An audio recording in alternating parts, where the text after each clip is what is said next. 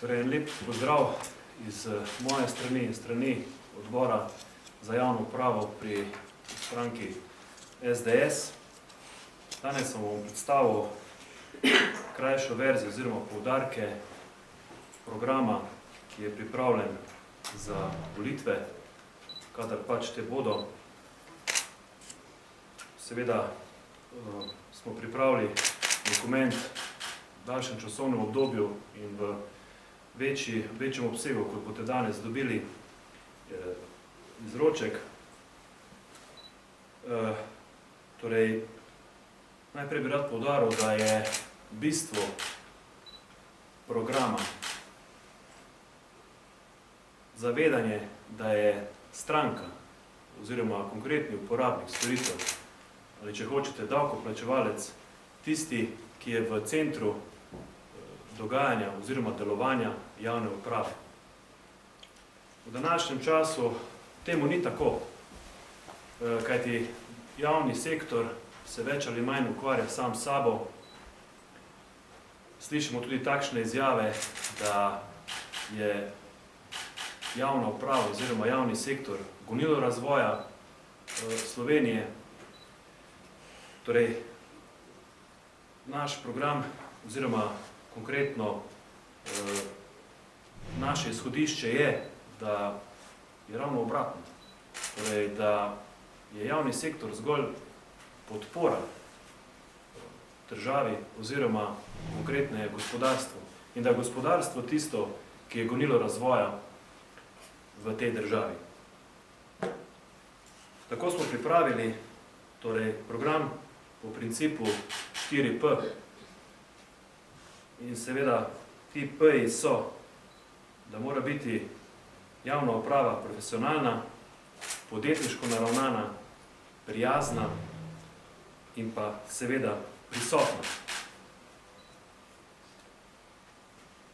Torej, ko govorimo o profesionalnosti javne uprave, je bistveno zavedanje, da je potrebno zmanjšati za najmanj 25% stroške funkcioniranja same javne uprave.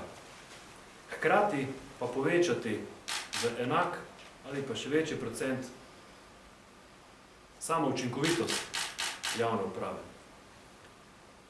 Torej, približati se moramo vsekakor standardom, ki veljajo v gospodarstvu in črpati iz dobrih praks gospodarstva.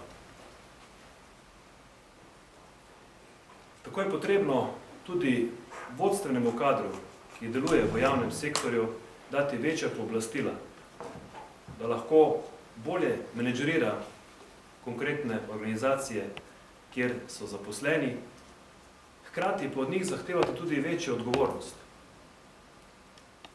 kar danes nismo priča. Torej, veliko zgodb se že odvilo, veliko anomalij, vendar odgovornosti nobene. In prepričani smo, da je potrebno to spremeniti v tem smislu, da torej na eni strani dajemo večja pooblastila, na drugi strani pa tudi večjo odgovornost. S tem povezano je potrebno oblikovati kazalce uspešnosti. In ti kazalci uspešnosti morajo biti enaki oziroma primerljivi z kazalci, kot jih poznajo v gospodarstvu. Torej, kot je že rečeno, črpamo iz gospodarstva, iz njega se moramo naučiti, kako delovati in potem te principe uporabljati tudi v javni upravi. Na to se potem navezuje drugi naš cilj, torej, da bo javna uprava podjetniško naravnana. Torej, potrebno je slediti gospodarstvu v smislu podporne funkcije, za kar pa je potrebno, da se seveda sploh prečistijo vsi postopki in pa vso delovanje javne uprave. Govorimo o optimizaciji. Vendar ta optimizacija ni nek visoko leteč pojem. Gre dejansko za to, da se najprej prečisti zakonodaja, vsi postopki in da se doseže tisti minimum, ki je potreben za delovanje javne uprave. Torej, konkretno, če recimo pogledamo današnje pridobivanje gradbenega dovoljenja ali pa, če hočete, postopke, ki se odvijajo na centru za socialno delo. Velikokrat se sliši, da so vsi postopki skladni z zakonodajo, vse smo delali skladno z zakonom, vendar pa efekta za konkretno stranko pa ni. Ali pa ne vse takšnega, kot bi moral po nekem zdravem razumu biti. In prepričani smo, da z našim programom lahko to presežemo. Predvsem tako, da bomo tudi od zaposlenih zahtevali večjo odgovornost in pa seveda vezali potem njihov rezultat dela, uspešnost njihovega dela ali pa neuspešnost tudi na njihovo plačo. Nevzdržno je, da imamo danes uravnilovko, kar se tiče plačnega sistema v javnem upravi in torej so praktično enako plačani tako tisti, ki se maksimalno trudijo, kot tisti, ki so sicer v manjšini, ampak vseeno jih je, ne delajo praktično nič. In potrebno je doseči to, da bomo imeli delitev na variabilni in na fiksni del plače. Preprosto to je nujno storiti in to bomo storili. Torej tako, da bomo oblikovali podlago, da bo 70% plače fiksne in pa 30% vezan na variabilni del. To pomeni, da tisti, ki bodo bolj uspešni pri svojem delu, bodo lahko dobili za 30% ali pa do 30% večjo plačo, hkrati pa tisti, ki bodo manj uspešni, bodo lahko dobili tudi za takšen procent manjšo plačo. Glede prijaznosti, ne gre za to, da bomo zahtevali od javnih uslužbencev, da se vse posod smehljajo svojim strankam, ampak predvsem to, da nastopajo v smislu pomoči, svetovanja in pa v korist stranke. Seveda ob spoštovanju javnega interesa, ampak vsekakor je najprej na prvem mestu konkretna stranka. Javna uprava se danes preveč ukvarja sama s sabo in smo popolnoma prezrli konkretnega uporabnika, torej stranko. In to je potrebno spremeniti predvsem na takšen način, da je treba dati zaposlenim podlago, da bodo lahko uporabljali zakonodajo, tako procesno kot materialno, najprej in pa v pretežni meri ali pa dejansko izključno v korist stranke.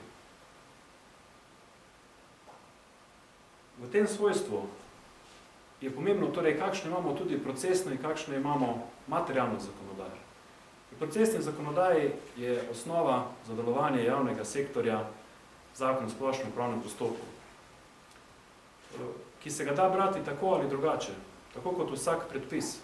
In zahtevali bomo od javnega sektorja in javnih uslužbencev, da se torej ta procesni predpis bere v korist stranke, da se uporabljajo vse tiste možnosti, ki jih nudi zakon, da se olajša dostop konkretnega davkoplačevalca do storitev javne uprave. Bodisi da gre za uveljavljanje njegovih pravic ali pa za izpolnjevanje njegovih dolžnosti. V tem smislu bomo tudi prečistili materialno zakonodajo in ocenjujemo, da bomo za najmanj v povprečju 50% zmanjšali vsa bremena v smislu potrebnih soglasij, dovoljenj in pa tudi stroškov, ki jih ima konkretna stranka, uporabnik, torej davkoplačevalec, ko posluje oziroma ko sodeluje z javnim sektorjem. In pa zadnji P, torej prisotnost. Danes smo priča procesu povečane želje po elektronskem poslovanju, po e-upravi, po oblakih, po informatizaciji. Vsekakor podpiramo vse te moderne tokove, vendar pa menimo, oziroma smo prepričani, da mora ostati javni sektor oziroma javna uprava tudi fizično blizu svojim uporabnikom. V preteklih letih se je začel za naše pojme negativni trend zmanjševanja prisotnosti državnih organov in pa organov javne uprave po terenu, torej lokalno gledano. Pa naj se gre za davčne uprave, policijske uprave. Torej, ogromno organov se je ukinjalo in se jih je selilo na neke bodisi regijske centre ali pa celo še bližje glavnemu mestu Republike Slovenije. In pa ta proces je potrebno zaustaviti.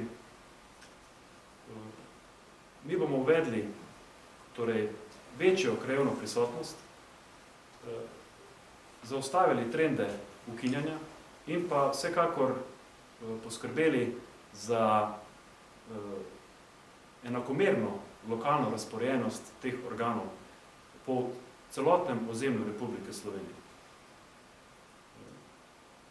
Prepričani smo, da je še ogromno uporabnikov, ki želijo pristen stik z javno upravo in katerim ne zadostuje zgolj internetno poslovanje.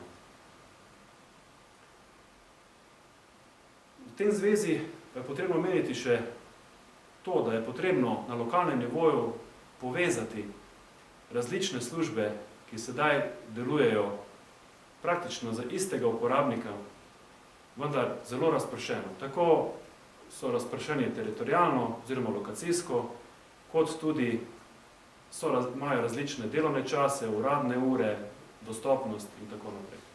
Te stvari je potrebno poenotiti. Torej, na nekem lokalnem območju je potrebno doseči, da bodo vsi organi, ki delujejo v okviru države, imeli enoten delovni čas, uradne ure, dosegljivost, dostopnost in pa vsekakor, da bodo delovali povezano tako v smislu pridobivanja raznih soglasij, mnenj ali pa zgolj kot dostop do osnovnih informacij, ki jih potrebuje vsak konkretni davkoplačevalec.